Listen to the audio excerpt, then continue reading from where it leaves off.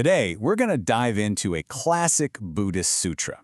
Now, on the surface, it's this fantastic mythical story about a perfect king and his incredible magical treasures. But, hidden inside this ancient tale is actually a really profound and practical map of the human mind.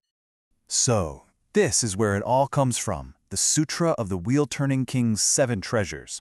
But look, this isn't just some fairy tale. Think of it more like a teaching tool. It uses this grand cosmic legend to point to a truth that's actually much, much closer to home.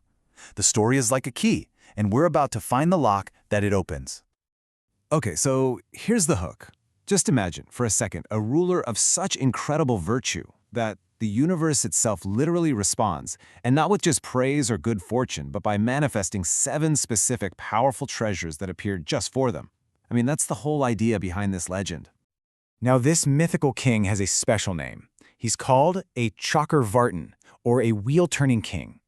In ancient Indian stories, this is not just any old monarch. This is a righteous, world-unifying leader whose very existence kicks off an age of peace and prosperity. And his arrival? It's always marked by a miracle.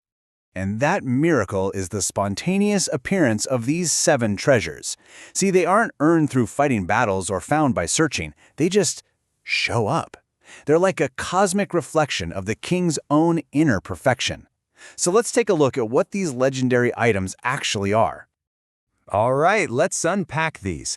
And we're not talking about just trinkets here. Each one of these treasures represents a kind of ultimate mastery over the world. We're talking effortless travel, limitless wealth, perfect companionship, and absolute security. The whole shebang.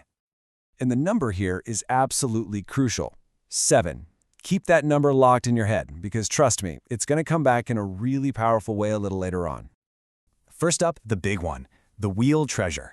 It's this shimmering golden wheel with 1,000 spokes that just descends from the heavens. It guides the king, letting him and his armies go anywhere in the world, not through violence, but through the sheer force of his own goodness. It's the ultimate symbol of his rule. Then you've got the living treasures. A magnificent white elephant, so powerful it can fly across the entire globe before lunch. A team of 4 horses from the heavens, each a different color, and all of them just as fast. And then there's the woman treasure, a queen who is the absolute embodiment of perfection. She's virtuous, wise, beautiful, and her breath smells like lotus flowers. She is his perfect counterpart. And next up, the human treasures. There's a minister who is so in tune with the earth that he can access any hidden vault of gold or jewels the king could ever need. This ensures they have limitless resources. And then there's a brilliant general who secures the kingdom's borders, guaranteeing total peace and security without ever even needing to fight. So what about that final treasure? The sutra tells a really specific story here. One evening, the king decides he wants to test his power and tour his lands in the dead of night. But, how can an entire army travel around in pitch-black darkness? Well, this is how. The king brings out the 7th treasure, the Mani jewel.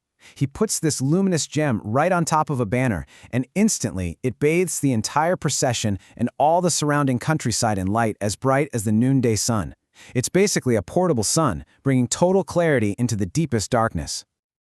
So you have this incredible story of ultimate worldly power, right? A flying elephant, a glowing jewel, a golden wheel. It's an absolutely fantastic tale. But right here, this is where the whole story pivots. It's time for the big reveal. And believe me, it changes everything. And this is the question the sutra itself asks. Why tell a story about some mythical king and all his magical stuff? What could this possibly have to do with us, with our lives? Well, the answer, it turns out, is everything. So think about it like this. On one side, you have the king's power, all these amazing physical treasures. But on the other side, you have the power of the mind.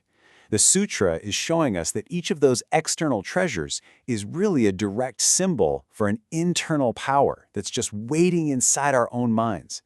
The king's kingdom, it's a metaphor. And there it is. That's the whole point.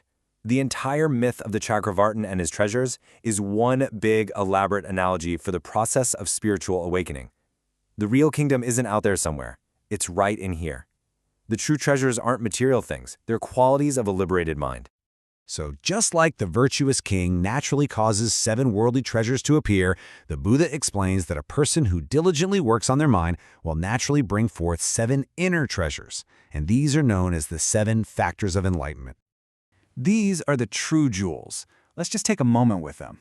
First, mindfulness. That's the foundation, right? Just stable awareness of right now. Then comes investigation. That's the wisdom that cuts through confusion. It's your own inner mani jewel, that aha moment of clarity. After that is energy.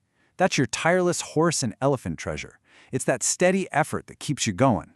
From that effort comes joy, tranquility, and concentration. These are what make your inner kingdom feel secure and protected. And finally, you have equanimity. This is the ultimate treasure, that perfect balance of a mind that doesn't get thrown off by life's ups and downs. It's the inner peace of that virtuous king.